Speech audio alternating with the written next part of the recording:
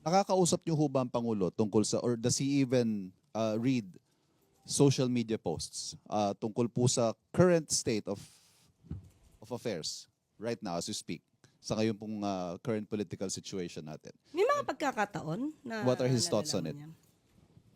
Fake news ang iba. Ganon. Fake news. Kaya po tayo nandito para labanan yung mga fake news. Yan din po yung naging una nating naging trabaho. Kalabanin ang fake news. But does he view this with concern, with sadness perhaps?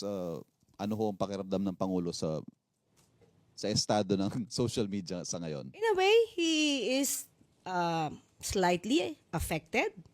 So that's why they asked the PCO to do its job to counter fake news. Not only for himself, but for the country.